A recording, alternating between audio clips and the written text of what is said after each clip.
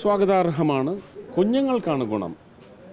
കോൺഗ്രസ് ഗവൺമെൻറ്റിനോ അല്ലെങ്കിൽ BJP ഗവൺമെൻറ്റിനോ അല്ല. ഇത് ഒരു ദേശീയ നയം പ്രഖ്യാപിച്ചു. അത് മിക്കവാറും സംസ്ഥാനങ്ങളിലെല്ലാം അത് നടപ്പിലായി. ഇവിടെയും അത് ഒപ്പിട്ടില്ല എന്നൊക്കെ പറയുന്ന വാദപ്രതിവാദങ്ങളാണ് നടന്നുകൊണ്ടിരിക്കുന്നത്. പക്ഷേ കുഞ്ഞുങ്ങളുടെ ഭാവി ജീവിതത്തെ ഇതൊന്നും ബാധിക്കരുത്. ആ തരത്തിൽ മുഖ്യമന്ത്രി ഒരു നടപടി സ്വീകരിച്ചിട്ടുണ്ടെങ്കിൽ അത് സ്വാഗതാർഹമാണ്, നല്ല കാര്യമാണ്. ഈ PM ശ്രീ പദ്ധതി LDFൻ്റെ കാലത്ത് ഒപ്പിട്ട അതാണ് എന്നാണ്. അതിനെക്കുറിച്ചൊന്നും എനിക്കറിയത്തില്ല, എൻ്റെ വകുപ്പുമല്ല.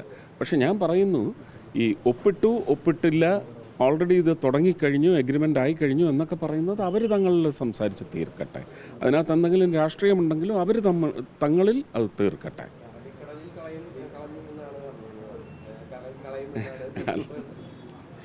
ഞങ്ങൾ പറഞ്ഞു വഖഫ് നിയമങ്ങളെടുത്ത് അറബിക്കടലിൽ ചവിട്ടിത്താഴ്ത്തുമെന്ന് പറഞ്ഞു. അത് അവിടുത്തെ ജനങ്ങൾ ചെയ്തു.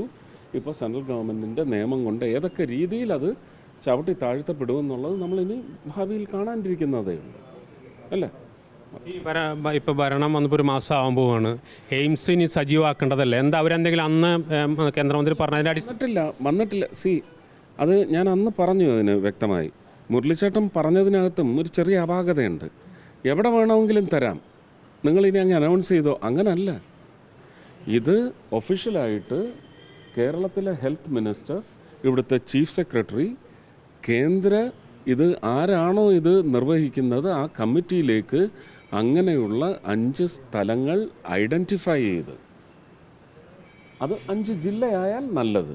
കേരളത്തിൻ്റെ മൊത്തത്തിലുള്ള വികസനം എന്ന് പറയുന്ന കാഴ്ചപ്പാടോടുകൂടി ഒരു പ്രദേശത്തിന് എങ്ങനെ വികസനം പുതുതായി വരുന്നു എന്ന ഒരു വാല്യൂ ആഡ് കമ്പണൻറ്റ് കൂടി പരിശോധിച്ചുകൊണ്ട് ആ സ്ഥലങ്ങൾ അവിടെ പ്രപ്പോസ് ചെയ്താൽ അവിടെയാണ് പിന്നെ സംസ്ഥാന സർക്കാരുമായിട്ട് ചർച്ചയ്ക്ക് ശേഷം ഈ സ്ഥലം നിശ്ചയിക്കപ്പെടുന്നത്.